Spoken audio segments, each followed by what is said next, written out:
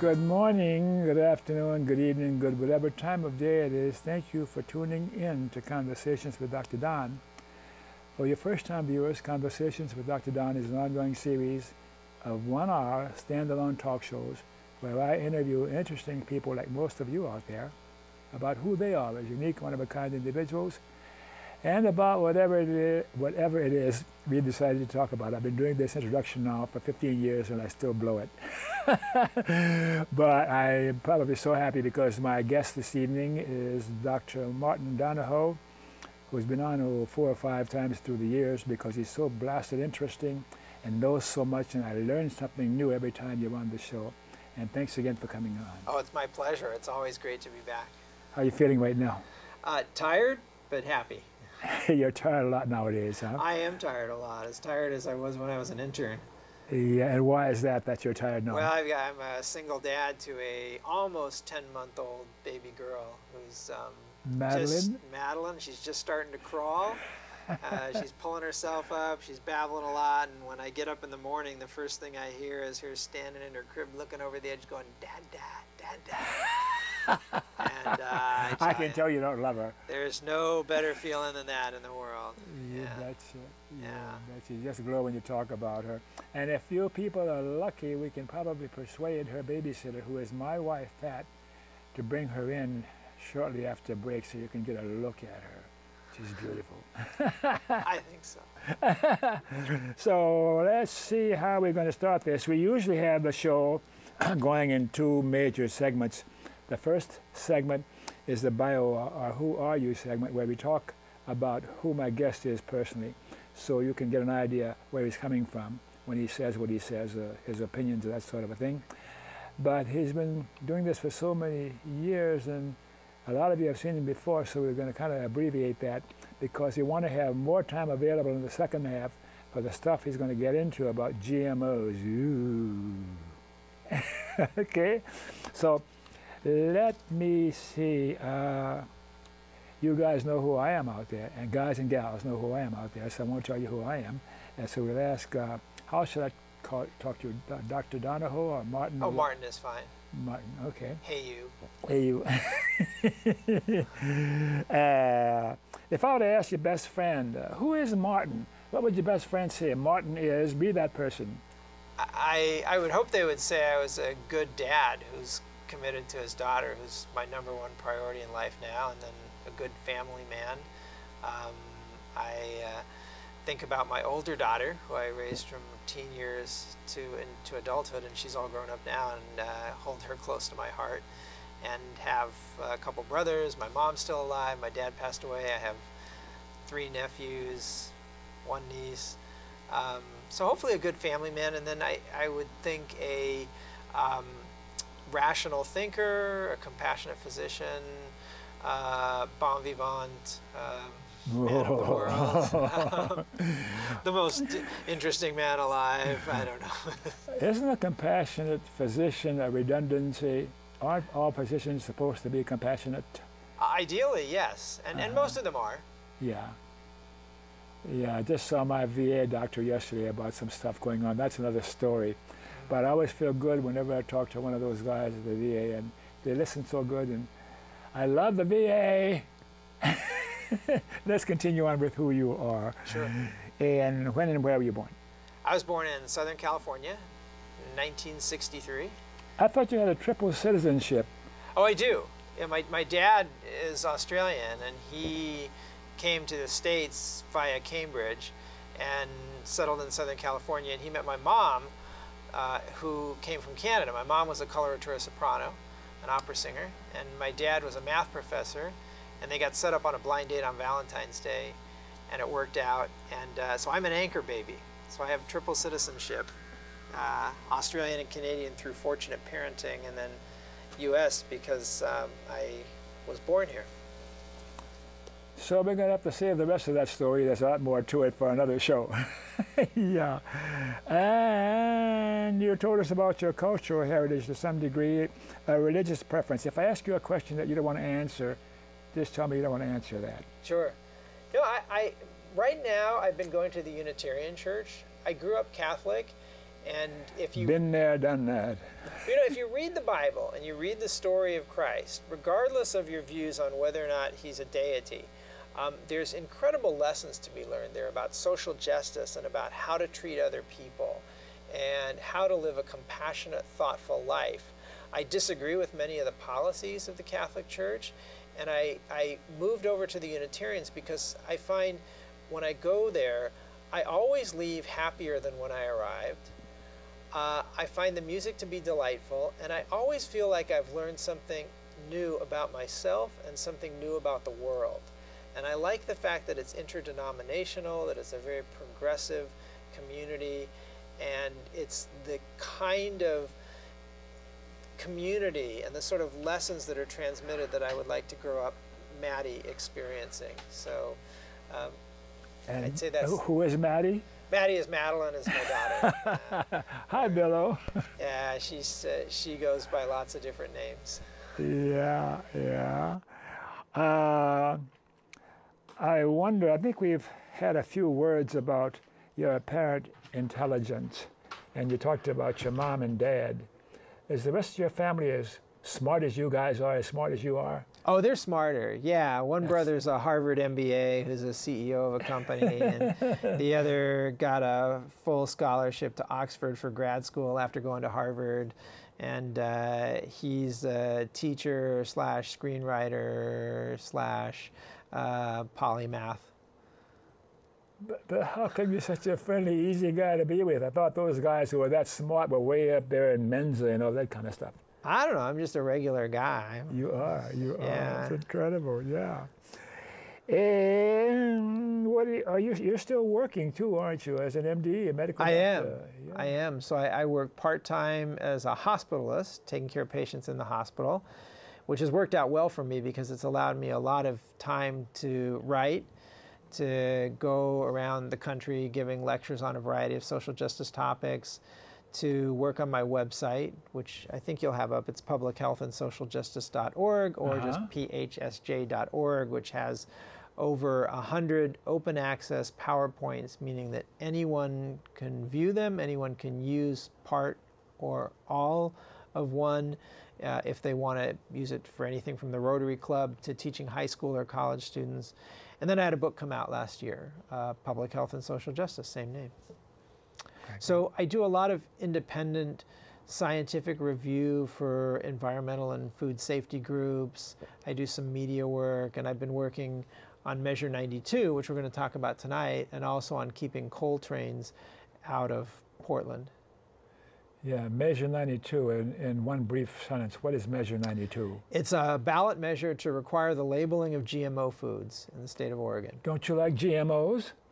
Well, I'm concerned about GMOs, and for a number of reasons. They have some known health and environmental consequences, and then some that are suggestive but potentially dangerous. And I always adhere to the precautionary principle, which says that in the absence of full information about a new technology, that you give human health and the environment the benefit of the doubt. Yeah. And that you involve all the citizens in a democratic decision-making process as to whether or not that technology will be rolled out to society and how fast that will happen. And with GMO foods, there are many studies, both animal and some now human, that are suggestive of quite serious health and environmental consequences. And we'll talk some more about that in the second half of the show. Great. You mentioned social justice. Mm-hmm. There's a flavor of how you lead your life that has to do with social justice. Where did you get that from? Well, I try. I don't think I succeed most of the time. I have a huge carbon footprint because of the amount of traveling I do, for instance. So I think everybody makes trade-offs, and hopefully I make up for that through spreading the message, but I always feel a little uncomfortable when I think about that. So I don't always live the gospel that I ascribe to, so to speak. I got that from my parents. They sacrificed selflessly to raise my brothers and me. And I got that through my brothers and also through friends in life. And just, I think some of it started too when I was in 7th grade. because 7th grade.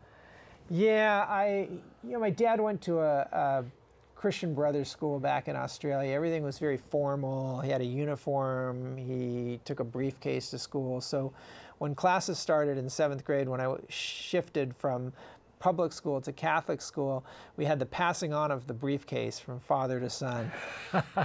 And so there I was on my Schwinn bike with my Sears Tough Skins jeans, probably in some color like burnt umber or magenta, a calculator literally on my belt, some pens and a pocket protector here, briefcase dangling at the side. I arrived at school, and I'm not kidding you, within 30 minutes, the briefcase got thrown in a dumpster, and I got thrown in after it.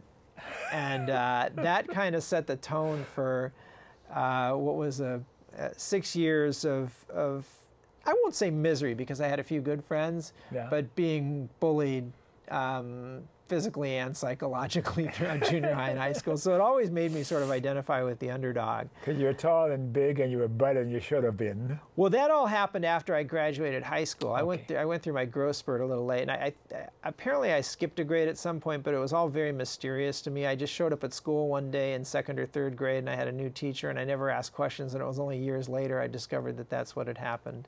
Uh-huh. So I was a little younger too, and I was small. I was a small kid. Has my countdown clock been reset? I hope so. Yeah, looks like it has been. Do you have a partner? No, not currently. Okay. It's just me. Just you. And you mentioned your other daughter and the baby who's here, who you're going to see at break time.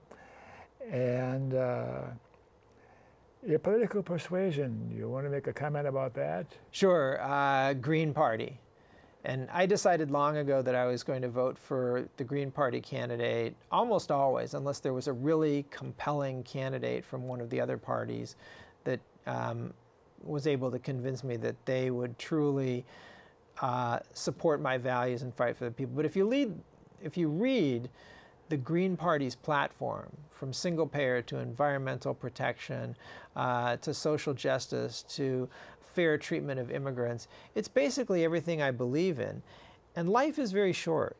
And I decided that I was going to vote my values. And maybe they won't win this election or the next election, but at some point, if everyone who feels the same way were to actually say, well, I don't want to throw my vote away, and actually vote for the Green Party candidate, I think what would happen over time is you would see that they'd get 3, then 5, then 10, then 20% of the vote. They'd end up in the debates. I would love to run for a major office as a Green Party candidate just because I would have so much fun in the debates. Because there's just such pabulum and everything that's said is avoiding the issues, and I would love to just tag people and force them to answer questions and be very direct. But I think politics is a lot of dancing around issues, and I don't. You don't dance too pretty. No, I don't dance too well. I'm pretty direct and get straight to the point. So, you're an optimist about the future of politics in America? I wouldn't have a 10-month-old if I wasn't. Not every day. I think that things are pretty grim, and I think the problems facing the world, climate change, food safety, access to water and soil, the fact that we have tens of millions of uninsured in this country and that 48,000 people die for lack of insurance. I think these are grave problems. Yes. And the misunderstandings between nations, the 250 plus wars that have occurred over the last 100 years, and they need to be solved yesterday. And unfortunately, no one in office today has the political will to stand up and say what's right and to try to do something about it. How do we get somebody in office to do those things? That will do those things. Well, put me in as a write-in candidate. No, you hear that out there? No, it's Martin Donahoe. It's the last job I would want is to be in politics. Oh. My hope is, at least my mission is to try to influence the next generation of medical students, public health students, and to have them realize that it's really the social, the cultural, the economic, and the environmental contributors that make a huge difference in terms of health and illness. And I think medical education has, by and large, forgotten that. There's a few pockets of progressive thinking, but most of what is done in medical training these days ignores those incredibly important factors. Ebola in Africa. Any thoughts come to mind right now when we mention what's happening with Ebola in Africa? Oh, it's awful, and it's going to get worse, unfortunately. How much worse? Well, if the virus was to mutate and become transmissible by aerosol, which it's not now, then you're talking a devastating global epidemic. What's the likelihood of that kind of a mutation? I don't know. I've heard it suggested as being possible, but I couldn't tell you the exact numbers. Of course not. But it's a very infectious disease. It's one, though, that tends to burn itself out quickly. And in prior epidemics of Ebola, you would have pockets of illness, a number of people would die, high case fatality rate, but then the disease would just sort of burn itself out. But now there's so many pockets and we can travel the world so quickly that it's not just Ebola, it's a number of other diseases that can spread very quickly. And so really we all share the same air, the same water. Diseases can end up going from Liberia to San Francisco in a day. And so I think it's incumbent upon the U.S. and other wealthy nations to improve the health status of those other countries, even if it's only pure self-interest, that we want to keep ourselves alive. But unfortunately, we give so little dollars in foreign aid, and most of it just benefits U.S. corporations and comes right back across the border into the States. Yeah. What you said a moment ago was the first encouraging news that I heard about Ebola and what's going on with Ebola, that it burns itself out over a period of time historically. Usually Otherwise, pretty quickly. Okay. But it's, I can't think of a recent set of Ebola events that have involved so many distinct geographic locations. It's usually there's an outbreak in Liberia or in Sierra Leone. And much of this is fueled, of course, by poverty. Much of it's fueled by war and civil wars. Much of it's fueled by oil and the diamond and gold trade. So when they talk about blood diamonds, it's not just the blood of the people whose hands are chopped off and whose lives are lost in the wars over diamonds. It's the blood that's leaking out of the capillaries of people with Ebola virus. Okay. Well, let's move on to something else, because that's not very pleasant to talk about, but it needs to be talked about and addressed. Memberships in political, social, or civic organizations worth mentioning. Yeah, I was at Groucho Marx or Harpo Marx did any organization that would have him as a member. He wouldn't. No, I tend to fly fairly solo. I am involved with one group that I'm very passionate about, and that's Physicians for Social Responsibility. Great organization. I've been with the Oregon chapter for many years. I'm on their board of advisors, and I work with the national chapter a lot, and they have done fantastic work in, so far, successfully keeping coal trains out of Oregon to send Powder River Basin coal to China. They work on prevention of nuclear war and elimination of nuclear weapons worldwide. They're working on climate change. They're working on pesticides. They work intermittently on gun violence. They work on food safety. It's a fantastic organization, and you do not have to be a physician to join. In fact, you don't even have to be a health professional. They acquired that name because PSR is the U.S. affiliate of International Physicians for the Prevention of Nuclear War, which was the group that won the Nobel Peace Prize in 1985. Yes, yes, yes. Any person or persons from the past or alive today that you particularly admired or admire today or look up to? Any names come to mind? Oh yeah, people that you probably look up to also: Chomsky, Howard Zinn, Carl Sagan. Jesus Christ? Yes, yeah. And I would say many of the people that I consider heroes, I don't know their names because they're the ones that fought to preserve small tracts of rainforest in the Amazon and got killed by illegal loggers or their hired mercenaries. Or they tried to unionize a Coca-Cola bottling plant in Guatemala and were killed extrajudicially for their efforts. And these are the people that are the real heroes who really put themselves on the front line. And so I don't deserve a lot of praise for what I do. I'm sort of, I guess, a public intellectual or pseudo-intellectual who feels passionate about education. But I'm going to go jump in my Honda Civic and drive on a fairly safe highway back to my apartment. I'm not going to be looking over my shoulder to see if I'm shot, although I'll probably be on Monsanto's hit list soon. And you're on the government's list. You know, it's a list. You're a screaming lefty liberal. Yeah. Who's going to lead our country in the near future that's going to be moving the country in a direction other than the direction that I think we're heading right now? And I think we agree on that. We need to move in another direction, and I don't know who it's going to be. Hillary? No. I hope not. I don't see a lot of promise from Hillary, and I think she's going to carry through some of the same centrist policies that were carried out by her husband and by Obama and by Bush in many ways.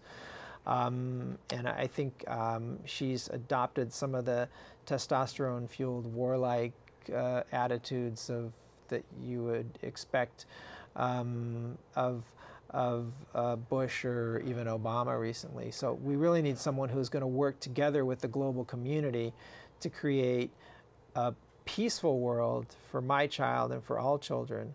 And I guess that comes back to the issue of foreign aid. If you ask Americans, how much does the U.S. give? What percentage of its GDP does it give in foreign aid?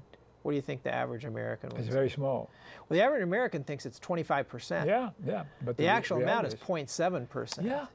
And if we were to take a fraction of our military budget and start building schools and hospitals and churches and support local agriculture in some of the poor countries and in some of those countries that are once and future potential enemies, can you imagine the goodwill that we could create? Can you just imagine that?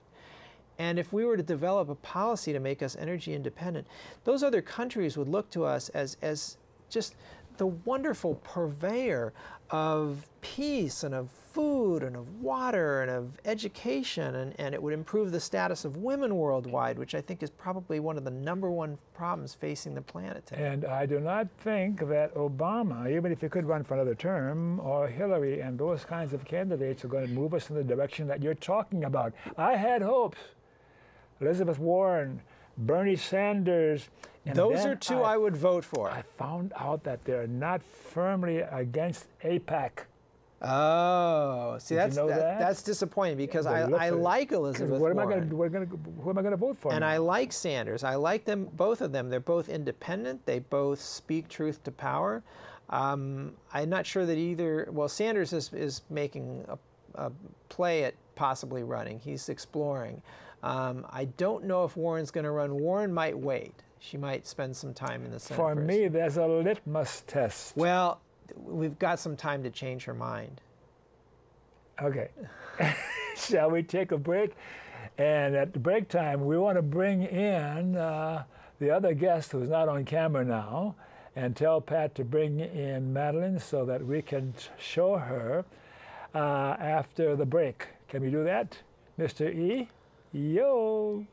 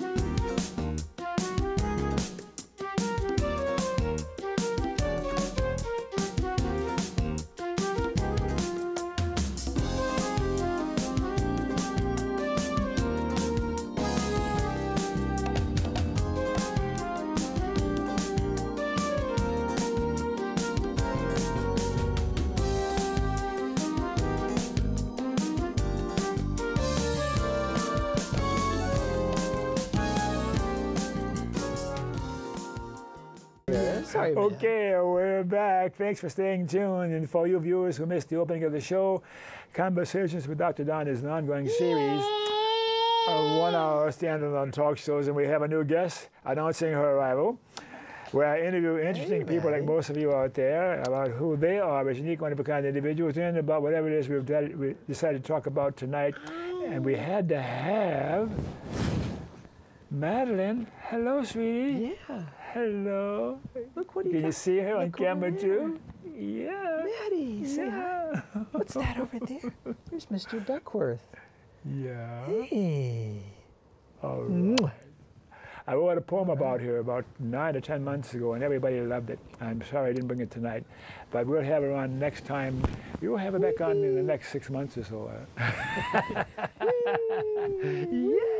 There you go. Yeah, There you did go.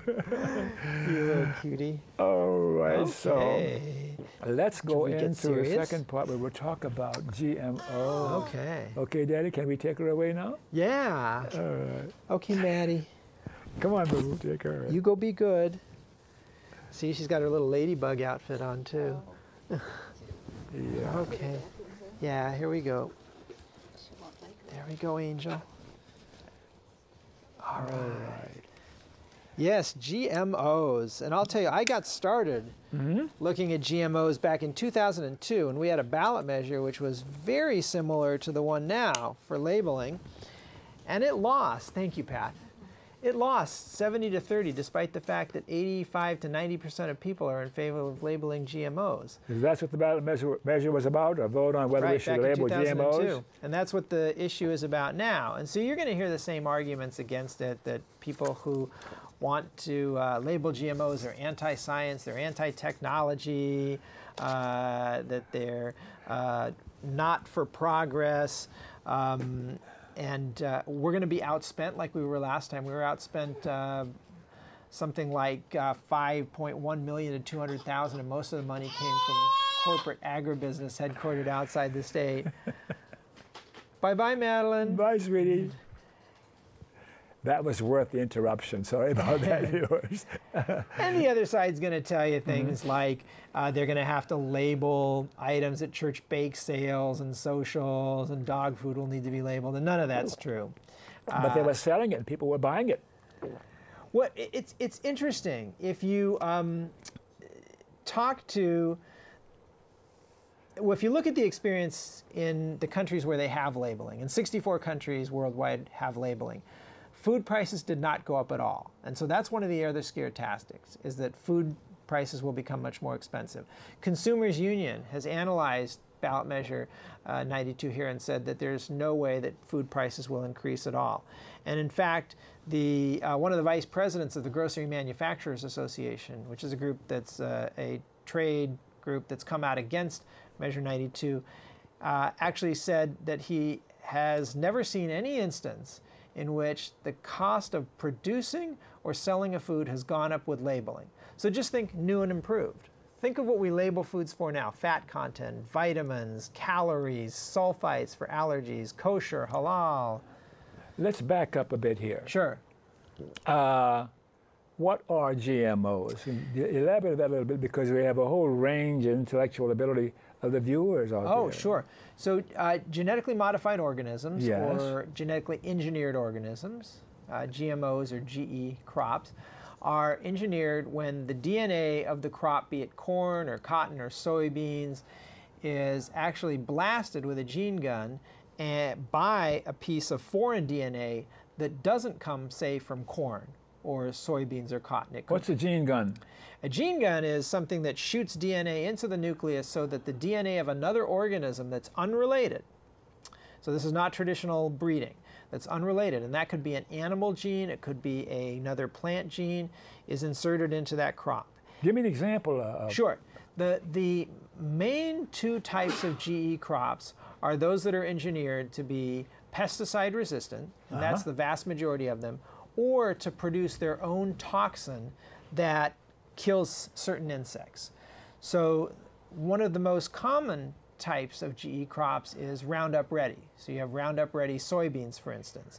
Monsanto makes the seeds, and they sell them to farmers each year. Farmers have to go back and buy the seeds each year. And then what happens is, by insertion of a gene that makes the soybean resistant to Roundup, you can then spray Roundup, also made by Monsanto, they're profiting on both ends, over the entire field, and it will kill any weed, any other plant, any other organism, any other plant life, except for the genetically modified soybeans, allowing them to grow. Because those soybeans... because they have a gene that helps them create a protein that makes them resistant to Roundup. So they'll survive the mass spraying. Okay. And then the ones that are genetically engineered to make their own insecticide are things like BT corn. And BT stands for Bacillus thuringiensis. It's not important what that means. It basically means that the corn itself makes an insecticide that kills the corn borer insect. Now the problem with these... That sounds like a good idea. Well, I don't know. Is it something that's really necessary? If you look at medieval crop harvests, which archaeologists have done and historians, they actually have lower crop failure rates than we have today. Really?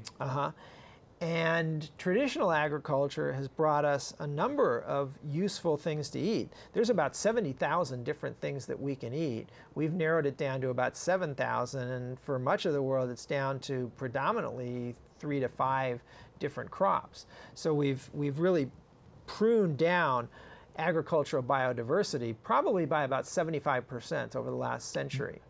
Because of a genetic modification? Not necessarily genetic modification. That's been commercialized since 1994. Okay. And research just started in 1992. But there are a number of dangers. So there's health risks and environmental risks. But before we talk about that, you have to understand that with evolution, the fundamental theorem of biology, that if you create a plant that's resistant to a certain pesticide, ultimately there are weeds that are going to infect that crop that are going to develop resistance to that pesticide. And then they'll start to take over. And then your next point of attack is to engineer the seeds to be resistant to 2 pesticides. Monsanto. So then you spray 2 different pesticides. And we're at the point now where there's something called Smart Stack corn, which is genetically modified to resist 6 different pesticides, 6 different herbicides, and to create 2 of its own insecticides. So it's basically an arms race. And what happens is, initially herbicide use and insecticide use dropped when genetically modified crops were rolled out, because you only had to use one. For instance, the Roundup Ready, you just sprayed Roundup, that was it, you were done.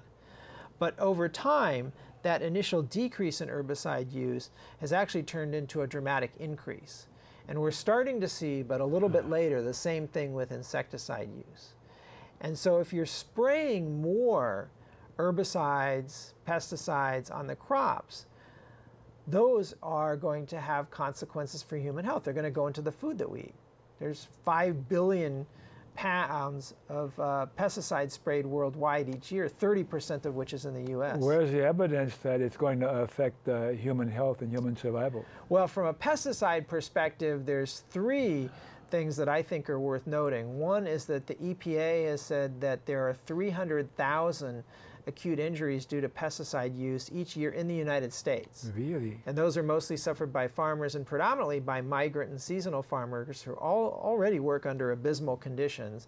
And they will go out back to their tent or their whatever lean-to or apartment with 10 people that they're living in. They'll take off their clothes. They'll wash their infant children in the same sink that they're cleaning the pesticide off the clothes that they wore in the fields all day. So that's 300,000 there.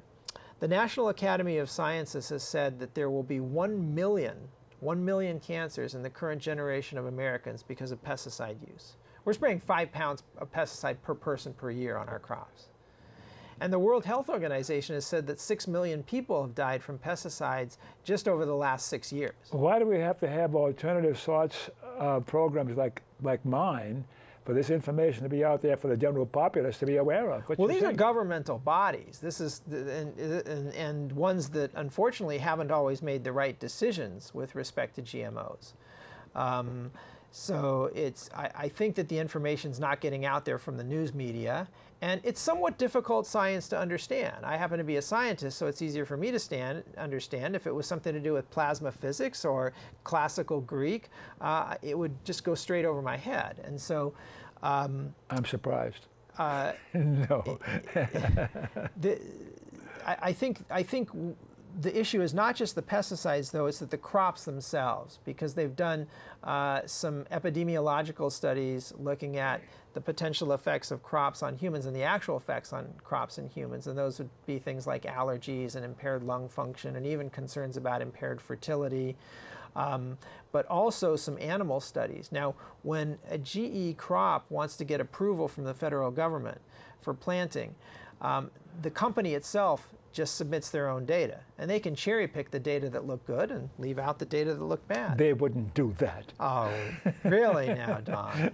And it's only been for the last about 4 years that they've provided some seeds to independent scientists. And they'll also conduct, the companies will conduct their own feeding trials that will last anywhere from 2 to 3 months, and that's it. Whereas there was a very important study that came out last year that was a 2-year feeding trial in rats that showed a number of adverse effects on the liver, kidney, neurological system, development of cancers. And so by having this largely uncontrolled experiment on all of us, because there's nothing more fundamental than the air we breathe, the water we drink, and the food that we eat. And this is an uncontrolled, unconsented experiment, the spread of GMOs. It's kind of a, well, we'll wait and see. We'll rely on the companies to tell us it's safe. Maybe 10 years down the road when we have more studies in human beings, we'll go, oh, gee, this was like tobacco or lead in paint. And but the companies are more interested in the bottom line rather than food safety or the effects on the general population, because they're above that. They can well, their avoid. responsibility is to make money for their shareholders. But it's interesting to note that Monsanto actually came out in favor of labels when the UK required them and said that they fully supported them. The Monsanto cafeteria in the UK at their headquarters is GMO-free. The Monsanto CEO, I don't believe what you're saying. The Monsanto CEO has said that he eats organic. And it's interesting. I happened to be in Chicago recently, and I went to this thing called the Underground Adventure. It was an exhibit that was put on by Monsanto. And so I took a picture, and if you go to my website, there's a slideshow on GMOs and on biofarming, which is genetic modification of crops to produce pharmaceuticals and industrial chemicals. We won't have time to talk about that today, but we could come back another time and talk about the real extreme ends of this. I hope so. But this is from the Monsanto exhibit, and it says, labels provide important information about each object. They help researchers describe species, make comparisons, identify conservation needs, and discover how the world works. Without labels, a collection is just a bunch of stuff of little value to science. So certainly in their exhibit on life under the soil, they think that labels are worthwhile, but they don't want labels for us to make a decision based on our assessment of the risk as to what food we want to put in our bodies. It might scare you, and then you wouldn't be available to be brainwashed by them. Us poor consumers. Well, if you look back in the 1970s, there were thousands of companies that were involved. I think it was 7,000 different companies involved in agribusiness, and not a single one controlled more than 0.5% of the market. Today, just 3 companies, and Monsanto is the biggest, just 3 companies control 53% of the global seed market. So there's been this immense consolidation of control of the seed supply and the food supply under just a few companies. And Monsanto, of course, they're the people that brought us DDT and dioxins and PCBs and Agent Orange. So caveat emptor. What are we going to do, Martin? Well, the first thing to do is to vote yes on Measure 92. Okay. And this is really about the right to know. health effects, environmental effects, which we haven't gotten to yet, aside, this is the right of people to be able to make informed choices in a democracy about whether or not they want to put something in their body.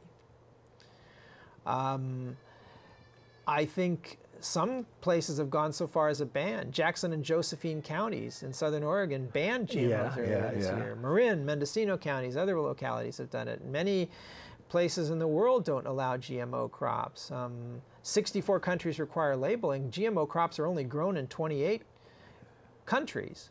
64 countries require labeling. Wow. Is that going to happen in this country? I think it may, and the reason why is there are a few states in the Northeast that have passed legislative bills to label GMOs. The problem is they require a certain number of geographically contiguous states to pass a similar bill before they take effect. Our ballot measure, if it passes, will be the first in the country to pass. There's also one in Colorado. California's measure lost by about 3 points. Washington had a measure last year that lost by 1 point. Remember, ours in 2002 lost 70 to 30%. We're going to do it this time. And I think that the main thing that's going to help us do it is to get people to vote and to get those with a vested interest in eating, those with children especially, to make sure that they vote. We all have a vested interest in it. Intriguing. Do you check labels when you shop? Oh, of course I do. And I buy organic, and I, especially for Madeline, I wouldn't put anything else into her. I think labels are valuable. They, as I said earlier, they provide lots of information, and changing a label, as they do with new and improved all the time, is not going to cost the companies anything. They're afraid that if people see that, they'll get scared, and they might, or they might just go and investigate and try to learn more about GMOs. Only 25% of people in the U.S. think that they've actually eaten GMOs, but the reality is 85% of processed food has genetically modified ingredients, so pretty much everybody has. So when I go into an average or regular supermarket, it'd be pretty hard. How will I know that I'm buying a food that does not have GMOs in it? At this point, you'd want to buy organic. And that's pretty well regulated? That's pretty much it, yeah. They can have up to, I think it's 0.9% of genetic contamination, genetically modified contamination. Avoid the word natural. Natural is a meaningless term. Everything is natural, from a cancer cell to a pesticide. Anything that's found in nature is natural. Okay. Doesn't mean good. I can tell. So wouldn't the cost of my food be about 20% more than if it's GMO raised? Would the GMO food be more expensive, or non-GMO food be more expensive? Non-GMO food. I didn't say it so well. Yeah, so not necessarily. In fact, there's no reason that it should be. In fact, seed prices are going up so dramatically that many farmers who bought into the promises of this being the high-tech fix and a wonderful thing for them economically have now turned against GM seeds, and countries are starting to outlaw them. The GM cotton crops failed miserably in India, leading to a rash of suicides among farmers whose livelihood depended on it. Indonesia followed suit and banned GMO cotton. And there are consequences that go beyond these health consequences. The weeds that develop resistance are what are called super weeds. And those, again, become resistant to multiple herbicides, requiring more herbicide application. But the other thing that's weird that happens, and I shouldn't say weird, but I was surprised when I first heard about it, is they found GM corn in the highlands of Mexico, which is the birthplace of corn. Of course. Where Mexico doesn't grow GM corn. And they found it in Peru, where there's no GM crops grown at the time. And how'd that happen? Well, the reason is because pollen and seeds and other things float with the wind. You can't contain these crops. And so genetically modified food contamination events, there's been about 400 in the last 10 to 15 years. And by a contamination event, I mean a GE crop getting somewhere where it's not supposed to be, and either putting a market like the Oregon wheat export market at risk when they found genetically modified wheat in Oregon fields. What happened is Korea and Japan just, boom, closed off their doors to what's a multi-$100 million wheat export market for Oregon, really affecting the farmers.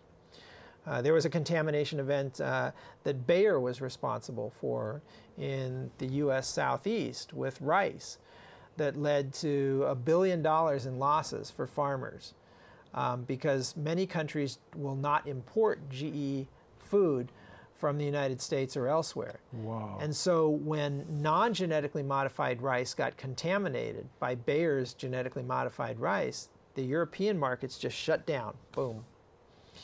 And there have been lots of other contamination events. There are a number of countries, from the little I understand about it, where there are seed banks. Yeah, that's also there's also a global seed bank in Svalbard, Norway, which is deep under the ice and is there for the post-apocalyptic phase of humanity, if there is one, that's designed to keep these seeds in the deep freeze for millennia. How's Monsanto going to get to them and destroy them? Well, it's an interesting question though, because seed banks are designed to preserve biodiversity. Yeah. And genetically modified crops were initially praised as the cure for, say, vitamin A deficiency, the so-called golden rice, which has turned out to be a massive failure. And the companies like Monsanto and DuPont and Syngenta and Aventis Crop Science and Bayer Crop Science will all tell you that we need GE crops to solve the problem of world hunger. We need to make crops that are drought resistant, that grow better in poor soils. But the reality is that not a single GE crop has ever been brought to market that can grow better in marginal soils, that's drought resistant, that can provide higher doses of vitamins. And the problem in terms of solving world hunger is it's a matter of political and social will. If we just took 1 week of US farm subsidies, that's enough money right there to basically feed the entire planet for a year. And that's how screwed up our agricultural markets, our agricultural bills are, and how the world agricultural system is a mess. We throw away half our food in the United States, for instance. Aren't we, we open Pandora's box, another way of putting it, when we're looking at the genetic makeup of food plants and food stuff, and the natural evolution of life and plants and animals, that's governed by evolution. Mm-hmm. And if we're interfering by changing the genetic structure, that seems to go against the natural order of things, which I think we should keep. It does in some way, but there are other ways, and this is where you have to be careful about being branded anti-science, where we make genetic modifications. We do various forms of prenatal genetic testing. We do use genetic engineering of bacteria to create in a lab insulin so that we don't have to get it from pigs. Sure. So this is not something that is against genetic modification. It's against a certain type of genetic modification. I'm also against genetic modification of vertebrates, which some companies are doing to create animals that will produce pharmaceuticals in their milk or even in their semen, in one example. And that's going on now. Oh yeah, and so it's a technology that in some circumstances, for instance, the creation of insulin, is worthwhile and cost-saving and provides a cleaner product, and also with human growth hormone, which used to be collected from the pituitaries of cadavers, leading to an increased risk of Jakob-Creutzfeldt disease, which is like mad cow disease. Yeah. And now we can just make it in the lab for people who are growth hormone deficient. So it's not that genetic engineering is bad. Yeah. It's that the genetic modification of foods and exposing the public to these without our consent and without adequate study, and when we know that the existing studies point in the direction of health and environmental risks is wrong. I'm not sure I'm enjoying what we're talking about. It's just scary what we're about if we're not planning on conquering other nations, other peoples, other classes, and other races, and taking over the whole process of human existence by war and armaments. Then we're doing it in the laboratory and by other means. And who are the we we're talking about? Yeah, well, these are the people at the companies that are doing this, and again, their responsibility is to make money for their shareholders. They overpromise things, right? Of course. I'm going to make it a little scarier because I know we're coming to a close. Yeah. One is there's something called terminator technology or terminator genes, which basically will make seeds sterile, so that. Now, the GM crops, the farmers have to buy the seeds. They're obligated by a legal contract they sign to buy fresh seeds each year.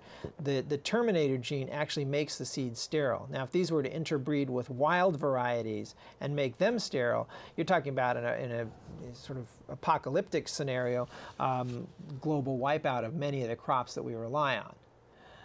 The second thing, and this is where it gets really sinister, is that countries, including the U.S., and GE corporations, companies making genetically modified foods, have attempted to use famine in sub-Saharan Africa to force GM crops on specific nations. So this happened in Zambia about 10 years ago. Deliberately done. Deliberately done. There was a famine there, and the U.S. said, we will offer you food aid, but it has to be genetically modified food aid. And Zambia said, well, we need the food desperately because people are dying.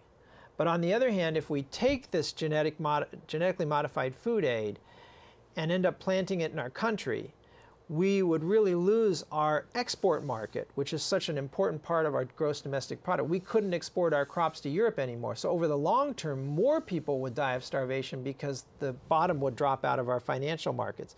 So they refused the aid, and other sub-Saharan nations came to their aid. But this happened again in Malawi and Angola. It's happened elsewhere. The WikiLeaks documents have shown that the U.S. has been pressuring other countries like Australia and New Zealand to open their markets to GM foods. It's a lot of this, when you think about famine and trying to use famine as a marketing tool, I don't know what the calculus is that goes on in the sociopathic brain that feels all right about that. That's the original sin of humankind. Somewhere in our genetic makeup, there's this need to do the kinds of things that we're talking about now.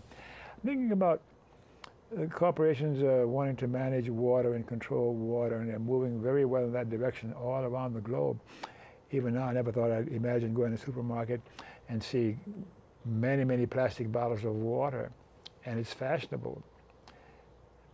And then in Cochabamba and places in South America, where the natives said, no, we're not going to let you have to pay you money for water that was free before. Mm-hmm. So if you control the consumption of water, the commons, and if you control the consumption of consumption of food, if we do but the direction we're heading in with foods and genetically modified, then all we got to be concerned about is doing something about the freedom of air that's unpolluted and free to make us healthy. Well, that's next. I remember back in the 80s when they started charging for air at gas stations, and I thought, this is the beginning of a trend that's not going to turn out well in the long term over decades. Our time is about up. But let's take a minute or so for you to look at the camera there, the viewers, and give us your final thoughts about what we've talked about tonight or anything else. And you might mention Madeline if you want to. Well, Madeline is one of the prime motivators for me. Madeline is one of my prime motivators, but of course I care about the human species. I care about the world. I care about the diversity of life on this planet. I want life to be tolerable in 50 years.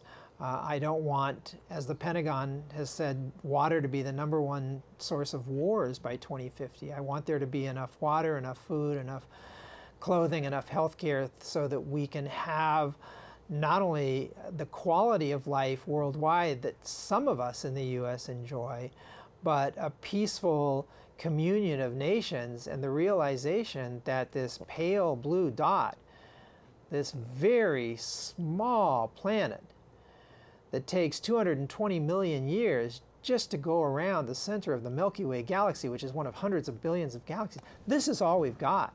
We need to take care of it.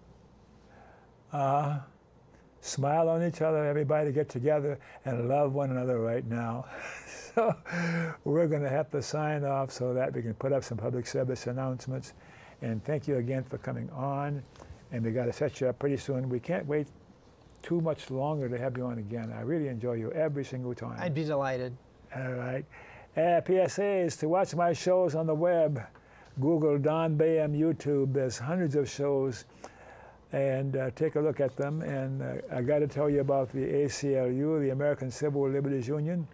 Without the ACLU, our civil liberties would be further down the tube than they are.